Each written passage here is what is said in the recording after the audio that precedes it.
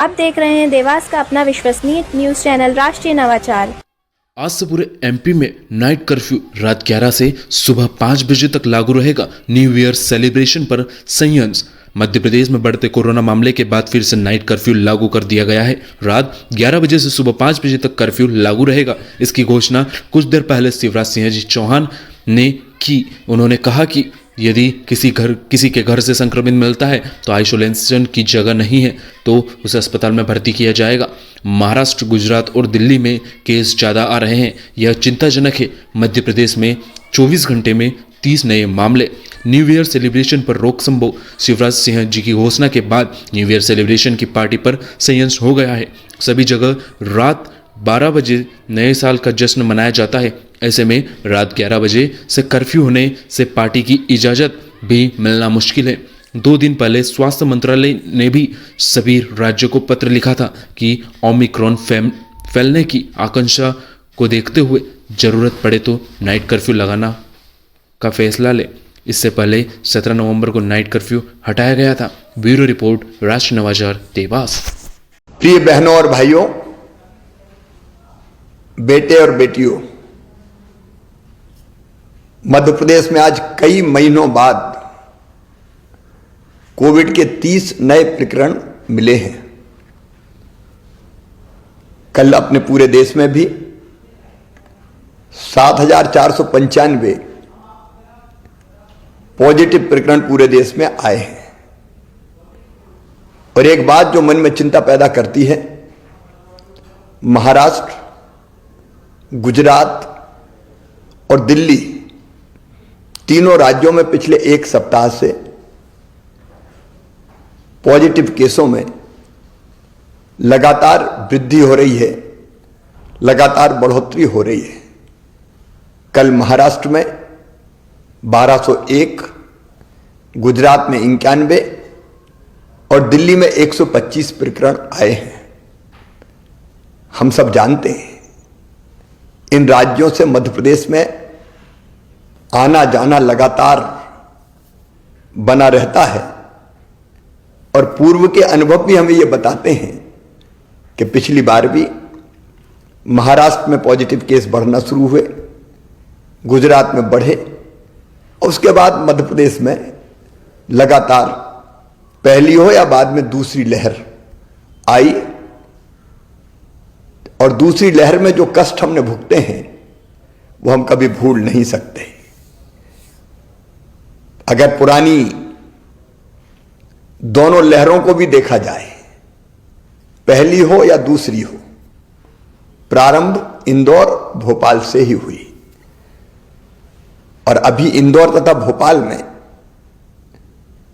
प्रकरण बढ़ के लगभग साप्ताहिक प्रकरण नवंबर महीने की तुलना में दिसंबर में 3 गुने हो गए हैं। कोरोना ने अपना स्वरूप बदला है और नया स्वरूप ओमिक्रॉन के रूप में देश के 16 राज्यों में आ चुका है। इस संभावना से इनकार नहीं किया जा सकता कि मध्य प्रदेश में भी ओमिक्रॉन वायरस के केस मध्य प्रदेश में जल्दी आ जाएं। यदि हम पूरी दुनिया का भी अध्ययन करें और पूरी दुनिया का अनुभव देखें तो ओमिक्रॉन बहुत तेजी से फैलता है। इंग्लैंड में 1 लाख केस प्रतिदिन आ रहे हैं। अमेरिका में भी लगभग 2.5 लाख केस प्रतिदिन आ रहे हैं। यूरोप में भी ओमिक्रॉन बहुत तेजी से बढ़ रहा है। और उपरोक्त सभी कारणों को देखते हुए मुझे अंतर आत्मा से लगता है कि ये सही समय है जब हम सचेत हो जाएं, कोविड की तीसरी लहर को आने से रोकें, तेजी से संक्रमण ना फैले, इसके लिए हर आवश्यक उपाय करें।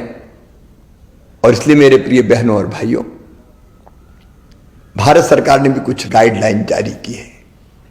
मेरी आपसे प्रार्थना है कि अब देर ना करें, मास्क जरूर लगाएं, सोशल डिस्टेंसिंग बनाएं, अनावश्यक भीड़ में ना जाएं, अनावश्यक जमावड़ा ना हो। और अब तक अगर किसी ने वैक्सीन का डोज नहीं लिया, टीका नहीं लगवाया, तो टीका जरूर लगवाएं। पहला लगा लिया हो तो दूसरे में देर ना करें। अगर समय की अवधि पूरी हो गई हो तो तुरंत दूसरा टीका भी लगवाएं। इसके साथ ही हमने पहले ही तय कर दिया था कि स्कूल में जो हमारे बच्चे हैं वो 50% की संख्या में ही जाएंगे ताकि वहां सोशल डिस्टेंसिंग बनी रह सके। हम आज एक फैसला और कर रहे हैं कि रात्रिकालीन कर्फ्यू रात 11 बजे से लेके सुबह 5 बजे तक लगा रहेगा। अगर आवश्यकता पड़ी तो कुछ और उपाय हम जरूर करेंगे। और हां, अगर कोविड का कोई पॉजिटिव केस आता है तो घर में अगर पर्याप्त स्थान है तो घर में उसको आइसोलेट करके इलाज करेंगे, और नहीं तो हर हालत में उनको हमको अस्पताल में ही भर्ती कराना चाहिए ताकि परिजन वायरस के संक्रमण से बच सकें। सावधान रहना है, याद रखना सावधानी में ही सुरक्षा है। मेरी प्रार्थना है आप सब सहयोग करें ताकि तीसरी लहर के संकट से हम अपने प्रदेश को बचा पाएं और अपनी जनता की जिंदगी की सुरक्षा कर पाएं। ये आप सबके सहयोग से ही होगा। बहुत बहुत धन्यवाद।